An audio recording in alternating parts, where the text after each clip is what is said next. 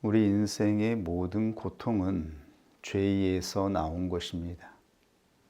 그러므로 이 죄 문제가 해결되지 않은 상태에서는 우리 인생의 행복이나 평안은 기대할 수가 없는 것이죠. 우리 인생에서 경험했던, 그리고 지금도 경험하게 되는 불안, 초조, 그리고 고통, 괴로움을 생각해 보십시오. 이것이 어디에서 나왔다라고 생각하십니까? 이 모든 것은 바로 죄에서 나온 것입니다. 죄가 우리의 인생을 불행하게 만든 것입니다. 그리고 우리를 힘들게 하는 것입니다. 그런데 문제는 이 죄가 우리 안에 있다라고 하는 것이죠. 더 나아가 이 죄의 주체가 우리 자신이라고 하는 것입니다. 원수 마귀는 우리에게 죄를 짓게 하는 수단이긴 하지만 원수 마귀가 죄 자체인 것은 아닙니다.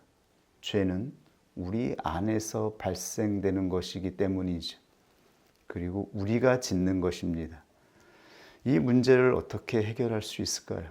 인생을 오래 살면 살수록 괴로움과 근심의 문제가 더해지죠. 그리고 우리가 해결할 수 없는 문제가 있다라고 하는 것을 경험하게 돼요. 그리고 더 큰 불안감, 초조함, 긴장감을 느끼게 되는 것이죠. 그런데 지금 우리에게 주신 이 평안은 어디에서 온 것입니까? 우리는 어떻게 평안하게 되었으며 어떻게 기쁨을 누리게 되었고 어떻게 소망 가운데 거하게 됐습니까? 그리고 이제 하나님은 우리에게 사랑하라 말씀하십니다. 믿음, 소망, 사랑, 이 중에 제일은 사랑이라 말씀하신 하나님께서 이제 우리에게 사랑을 명령하고 있습니다. 하나님은 사랑이시다. 예수 그리스도를 믿는 자들은 바로 하나님의 사랑을 아는 자들이며 그 사랑을 받은 자들이며 그 사랑으로 인하여서 인생의 구원받은 자임을 나타내야 한다라고 말씀하고 있는 것이죠.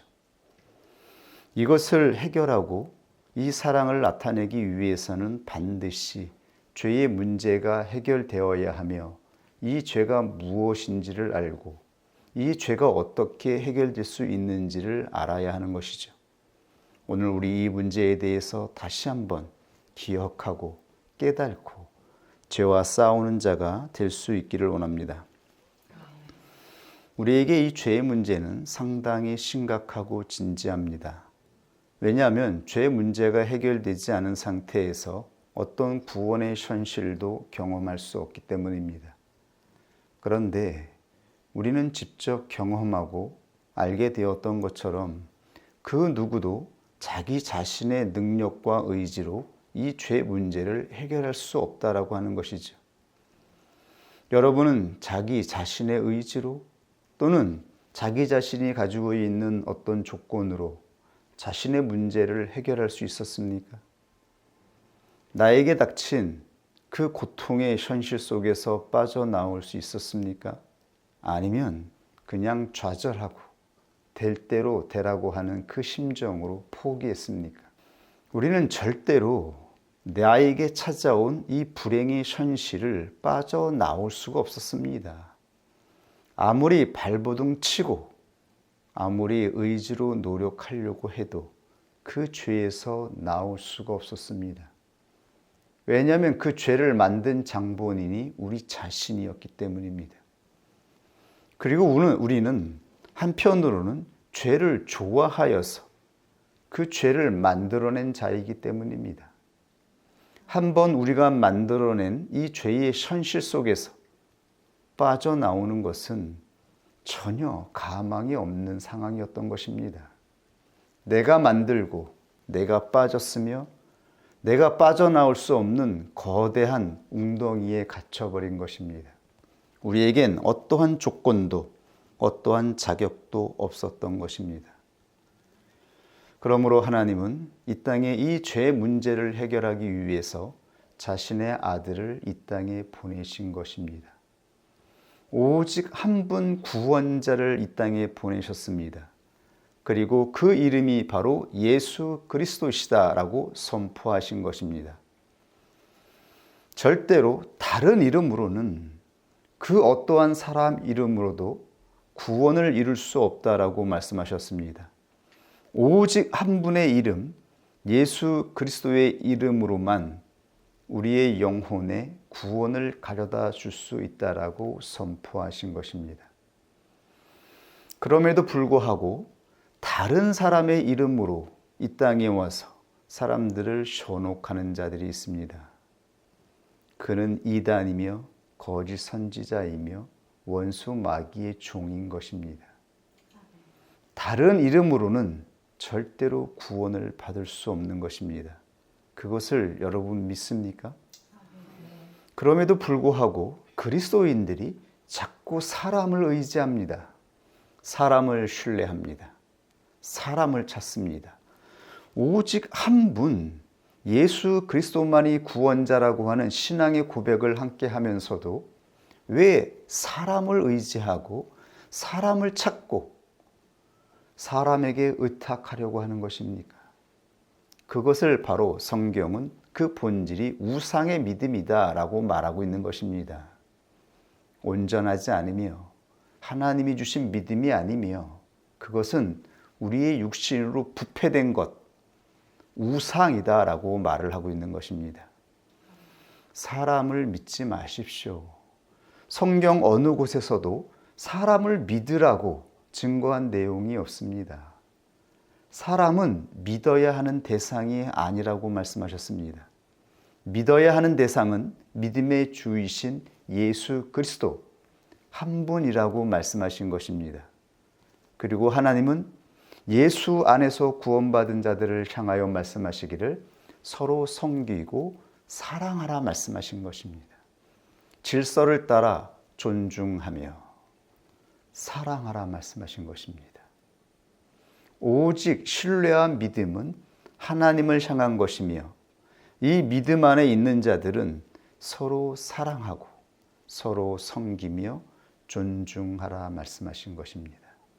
질서를 따라서 존중하고 더 나아가 복종하라까지 말씀하셨어요. 왜 하나님께서 복종하라 말씀하셨겠어요? 바로 주권자가 있다.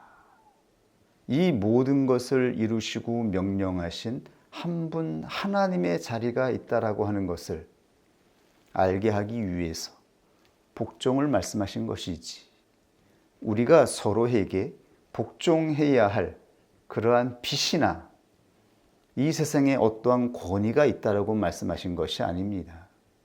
오직 하나님 앞에서 하나님은 이 말씀을 명령하신 것입니다.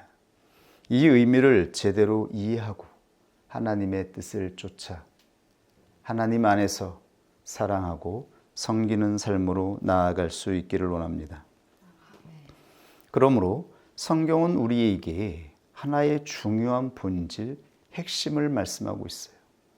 모든 구원은 한 분 예수 그리스도에게서 나오는 것이기 때문에 구원의 현실은 예수 그리스도를 아는 것에 있다라고 말씀하신 것입니다.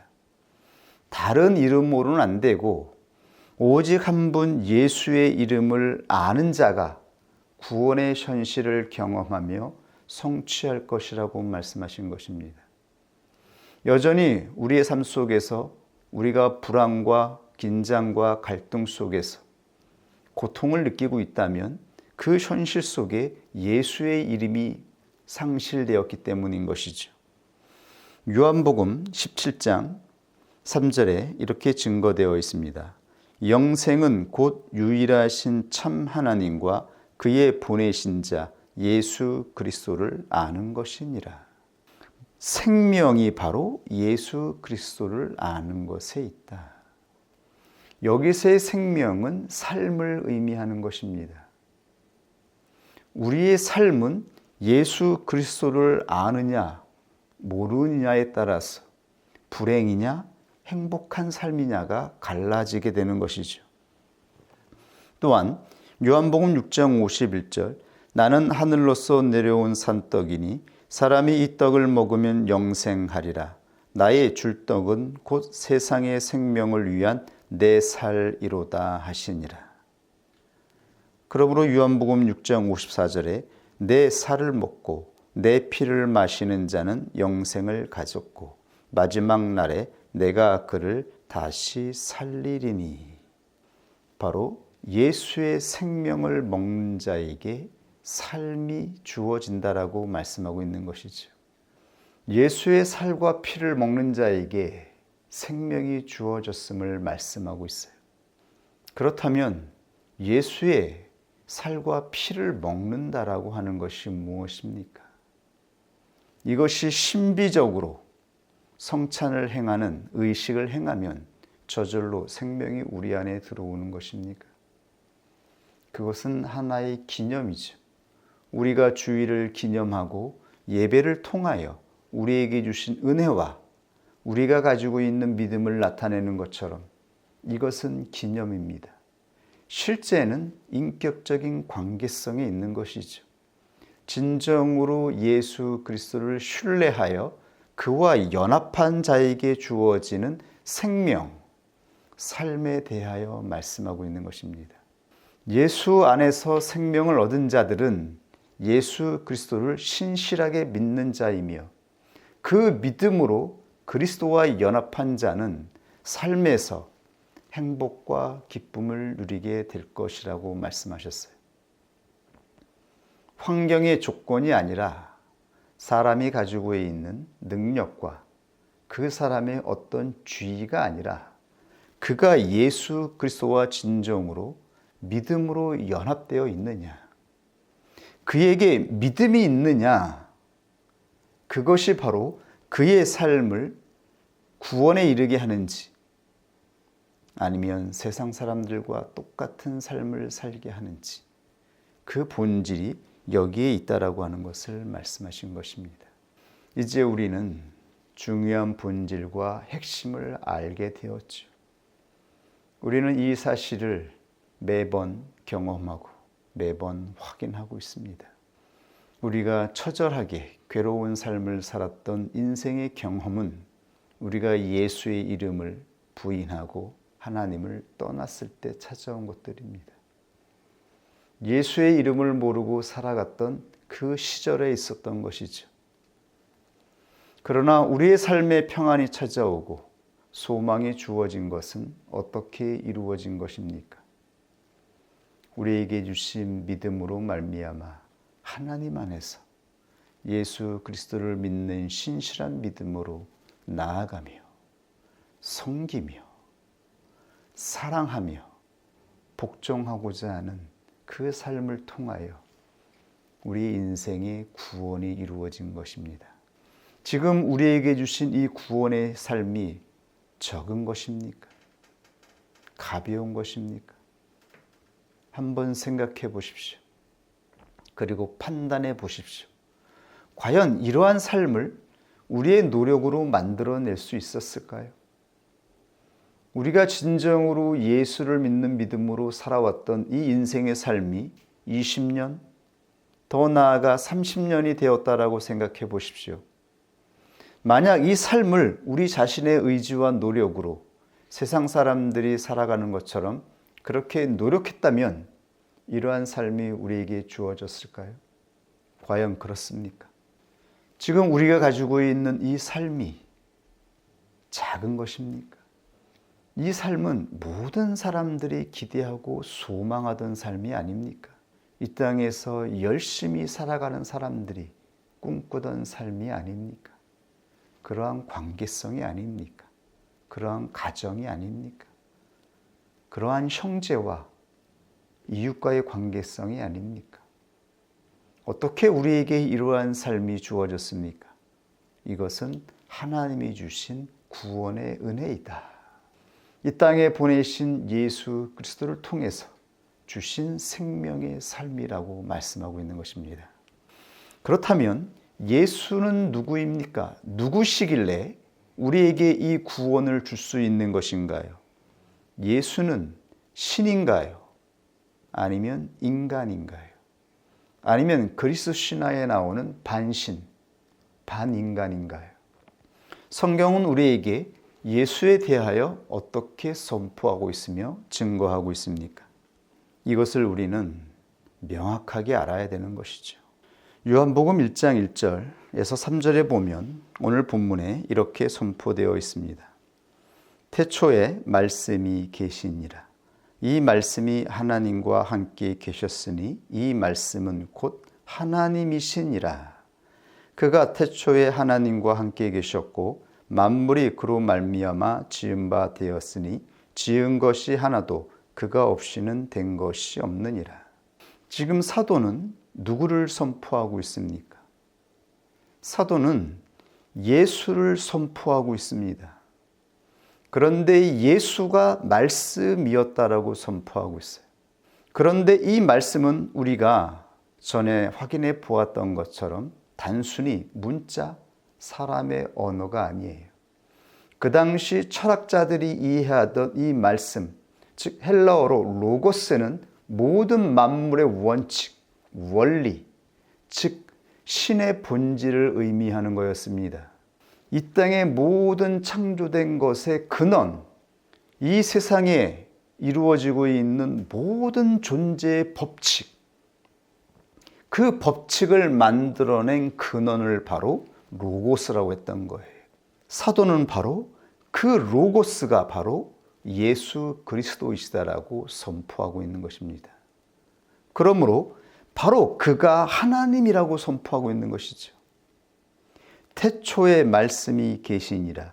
이 말씀이 하나님과 함께 계셨으니 이 말씀은 곧 하나님이시다. 그런데 이 요한복음 1장 1절에는 말씀이 하나님과 함께 계셨다라고 말하고 있어요. 하나님 안에 있었다라고 말하지 않고 동등하게 하나님과 대면하는 존재로서 하나님과 함께하는 존재로서 있었다라고 말하고 있어요. 그러면서 아버지와 함께 있었다라고 말하지 않고 하나님과 함께 있었다라고 말을 해요.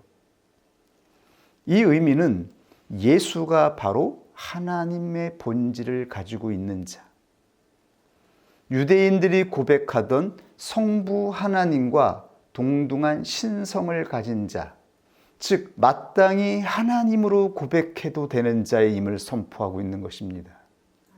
이 선포는 위대한 것이었으며 그 당시에 놀라운 것이었으며 이 깨달음은 참으로 신성한 것이었어요. 하나님은 성령을 통하여 사도들에게 이 놀라운 진리를 조명하여 주셨고 이 진리를 선포하게 하셨습니다. 예수는 하나님이셨다. 그런데 하나님 안에 있는 자, 종속된 자가 아니라 성부, 성자, 성령은 각각의 독립된 주체로서 동일한 하나님의 본질을 가지고 있는 자임을 말씀하신 거예요. 그러므로 유대인들은 이 모든 창조된 것이 그들이 믿고 있는 성부 하나님에 의해서 창조된 것으로 알고 있었는데 사도 요한은 지금 뭐라고 말씀하고 있습니까? 그가 태초에 하나님과 함께 계셨고 만물이 그로 말미암아 지은 바 되었으니 지은 것이 하나도 그가 없이는 된 것이 없느니라. 성부 하나님이 창조하셨으며 우리가 고백하는 예수 그리스도도 창조주이셨음을 고백하고 있는 것입니다. 예수가 바로 하나님과 함께 계셨던 창조주, 동일한 신성을 가진 자이다라고 선포하고 있는 것입니다. 그러므로 그는 반신, 반인간이 아니라 바로 하나님이셨다라고 말씀하고 있는 거예요. 그러므로 그가 우리의 죄를 해결하기 위해서 이 땅에 오실 수 있는 유일한 자격, 마땅한 지위, 모든 죄를 사할 수 있는 그러한 의를 가진 분으로 이 땅에 오셨다라고 말씀하고 있는 거예요. 사람의 이름으로는 단 한 사람의 죄도 사할 수가 없습니다. 성경에서 말하고 있는 죄는 사람과 사람 사이에 이루어진 범죄를 말하고 있는 것이 아닙니다. 그것은 파생된 것이죠. 성경에서 말하고 있는 죄는 하나님 앞에서 이루어진 죄를 말하고 있는 거예요. 그러므로 우리는 사람에게 못된 짓을 하지 않았는데에도 나에게 나온 죄로 말미암아 내 삶이 망가지고 내 삶이 방탕하게 되었을 때에 나 스스로 두려움에 빠지고 나 스스로 절망에 빠지고 나 스스로 죄책감에 빠져서 인생을 헤매이게 되는 것이죠. 구원이 없음을 우리의 양심이 아는 것입니다. 우리의 온몸이 지각하는 것이죠. 그러므로 소망 없이 어떤 내일에 대한 기대 없이 막막하게 그저 하루하루를 견디며 살아가는 인생이었던 것입니다. 우리 자신의 이름, 그 누구의 이름으로도 이 죄 문제를 해결할 수가 없습니다. 왜냐하면 이 죄는 하나님 앞에서 이루어진 것이며 하나님의 의를 만족시킬 때에 비로소 해결되는 것이기 때문입니다. 그런데 어느 인간이 어떠한 자가 하나님의 의를 만족시킬 수 있습니까? 완전한 거룩, 완전한 의, 모든 것 대신은 하나님을 만족할 수 있는 의, 그것은 하나의 상태이며 본질이죠. 그 값을 가진 자, 그 존재를 가진 자이어야 하지 않겠습니까? 그가 하나님의 의를 만족시킬 수 있지 않겠습니까? 그러므로 하나님은 영원전에 성자 하나님을 이 땅의 구원자로 보내실 작정을 하신 것이었습니다. 이것이 하나님의 구원의 계획이었던 것입니다. 사람의 의로 해결되지 않는 이 구원을 이루기 위해서 한 분 독생자 아들을 이 땅의 구원자로 보내실 작정, 그 작정을 이루기 위해서 수많은 인생의 하나님의 계획과 간섭과 하나님의 의지가 역사한 것이죠. 그리고 우리는 드디어 예수의 이름으로 구원을 얻게 된 것입니다. 예수 그리스도가 바로 하나님의 의를 가진 자이셨기 때문입니다. 하나님을 만족시킬 수 있는 거룩함을 가진 자였기 때문입니다. 그러므로 다른 사람의 이름으로는 그 누구도 구원을 얻을 수 없습니다. 그것은 현실에서 증명되는 것입니다. 삶에서 증명되는 것입니다. 살아가는 모습을 통해서 나타나는 것입니다. 그런데 우리는 성경을 통해서 하나님의 창조 역사가 한 번이 아니라 두 번이었다라고 하는 것을 보게 되는 것입니다. 하나님의 창조는 생명의 창조를 의미합니다. 그리고 그 생명의 나타남이 사람인 것이죠. 그러므로 고린도전서 15장 45절에 기록된 바 첫사람 아담은 산 영이 되었다 한과 같이 마지막 아담은 살려주는 영이 되었나니, 이것은 우리 한글 번역이 조금 더 정확하게 번역이 된 거예요. 이 차이를 한번 생각해 보십시오. 어떤 차이가 느껴지시나요? 기록된 바 첫사람 아담은 산 영이 되었다 한과 같이 마지막 아담은 살려주는 영이 되었나니. 여기서 마지막 아담은 예수이시죠. 신이시지만 인간의 육신을 입고 이 땅에 오신 인자, 모든 사람을 대표하고 있어요. 근데 첫사람 아담은 산영이 되었지만 두 번째 사람 예수는 살려주는 영이 되었다. 누가 생명을 살릴 수 있습니까? 이것은 오직 창조주의 역사인 것이죠. 창조주의 영역인 것입니다. 사람의 영역이 아닌 거예요. 즉 성경은 우리에게 첫사람과 마지막 사람을 대비하고 있어요. 그리고 이 두 사람은 인류를 대표한다라고 선언하고 있는 거예요. 첫사람은 산영이 되었지만 부패되고 타락하여 하나님의 심판의 대상이 되었습니다. 그들을 살릴 수는 없습니다. 그렇다면 하나님은 어떻게 우리를 구원해 주시는 것입니까? 이미 창조된 첫사람의 생명이 우리 안에 있어요. 우리는 살아있는 자가 되었어요. 그러나 이 생명은 유한하죠. 그리고 육신과 함께 썩어지게 되어져요. 그리고 끊임없이 부패하고 있습니다. 그러므로 하나님은 둘째 사람 예수를 통하여 새로운 생명을 창조하신 것입니다. 새 사람을 만드셨다라고 말씀하고 있는 거예요. 그리고 이 생명의 본질이 구분되고 있음을 말씀하고 있어요. 고린도전서 15장 47절에 첫사람은 땅에서 났으니 흙에 속한 자이거니와 둘째 사람은 하늘에서 나셨느니라. 도대체 이 말이 무슨 의미입니까? 첫사람은 땅에서 났으니 흙에 속한 자이거니와, 즉 우리가 가지고 있었던 우리의 생명은 자연적인 방식으로 육신을 통해서 주어졌습니다. 먼지와 티끌 가운데에 자연적인 방식으로 받은 것이죠. 그런데 두 번째 사람, 새 사람의 생명은 하늘에서 온 것이라고 말씀하고 있어요. 이것이 놀라운 비밀인 것입니다. 하늘에서 온 생명이 있다라고 말씀하고 있는 거예요.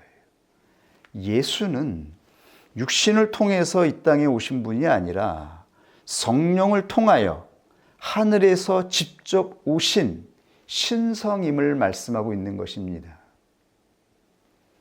신성을 가지고 있는 완전한 자가 이 땅에 오셔서 두 번째 사람의 처음이 되셨으며, 그리고 예수를 믿는 자들은 이 생명을 받게 될 것이라고 말씀하고 있는 거예요. 이것을 바로 거듭나다, 거듭난 사람이라고 말하고 있는 것입니다. 그러므로 우리는 거듭남에 대해서 조심히, 그리고 오해하지 말아야 하는 것이죠. 요한복음 3장 7절에 니고데모에게 주님이 이렇게 말씀하셨죠. 내가 내게 거듭나야 하겠다 하는 말을 기이 여기지 말라. 여기서 거듭나다가 헬라어로 아노덴, 위로부터, 그러니까 위로부터 주어진 생명이라는 의미예요. 위로부터 주어졌다는 말이 어떤 의미입니까? 요한복음 3장 31절에 위로부터 오시는 이는 만물 위에 계시고 땅에서 난 이는 땅에 속하여 땅에 속한 것을 말하느니라. 하늘에서 오시는 이는 만물 위에 계시나니. 여기서 말하는 위로부터, 이게 아노덴입니다. 그러므로 거듭났다라고 하는 것은 예수의 생명을 말씀하고 있는 것입니다. 즉 오직 예수의 이름으로만 사람은 거듭나며, 예수가 주시는 생명으로만 사람은 하늘에서 오는 생명을 받게 되었다라는 말씀을 하고 있는 것입니다. 다른 이름으로 또는 다른 사람이 또는 나 자신이 이룰 수 없는 은혜의 삶임을 말씀하고 있는 거예요. 우리의 인생에 주어진 이 구원은 사람이 가져다 준 것이 아닙니다. 그 어떤 목회자가 구원을 가져다 주는 삶이 아니에요. 내 옆에 어떤 누군가가 노력을 해서 주시는 평안이 아닌 거예요. 이것은 오직 예수의 이름으로만 주어지는 생명이며 삶인 것입니다. 예수의 영을 받은 자들이 예수의 영을 가지고 살아가는 그 삶을 통하여 주어지는 인생인 것입니다. 다른 이름으로는 우리의 삶의 평안이나 행복이 주어질 수 없습니다. 안식도 주어질 수 없어요. 사람의 이름으로 주어지는 삶이 아니에요. 어떻게 망가진 여러분의 삶이, 어떻게 파괴된 나의 인생이 구원을 받을 수 있어요? 어떻게 다시 회복되어서 기쁨과 평안을 누릴 수 있습니까?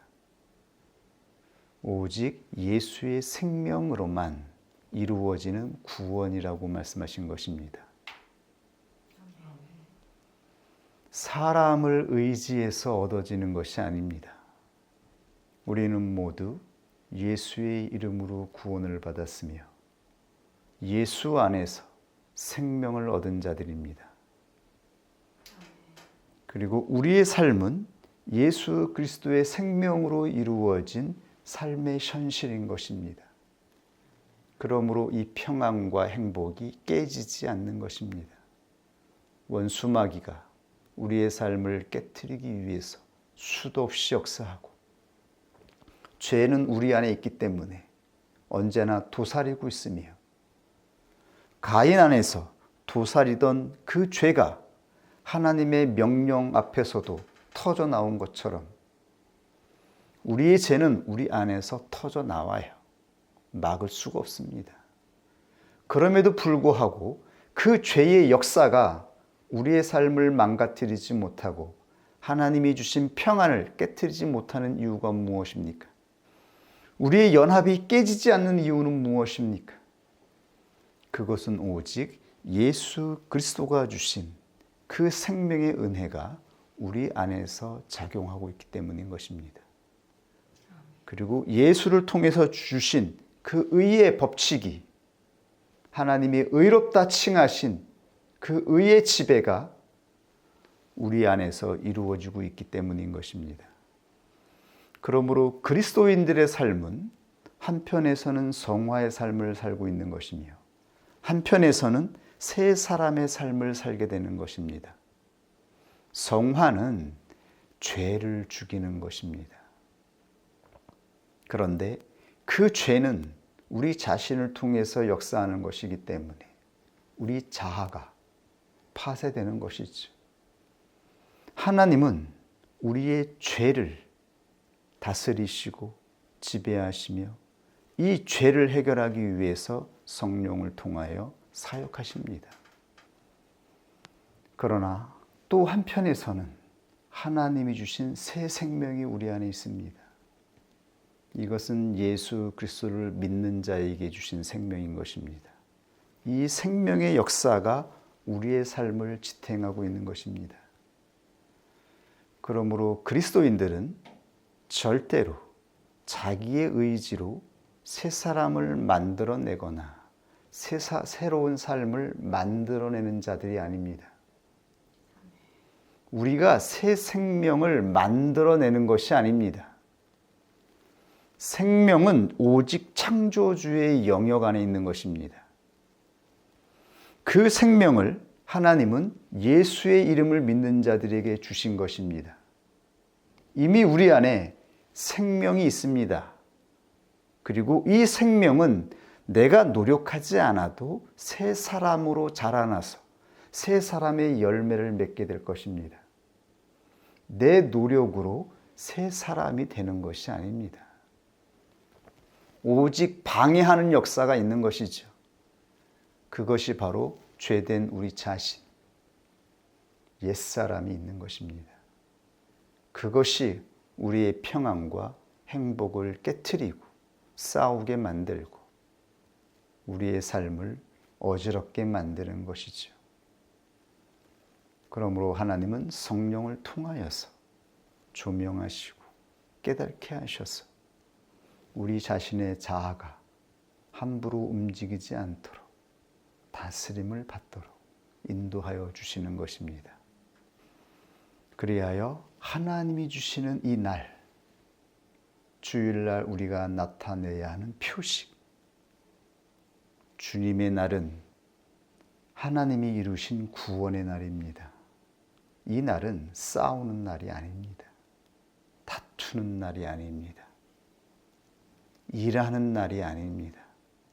이 날은 예수 그리스도가 이루신 이 구원을 기념하고 기뻐하는 날입니다.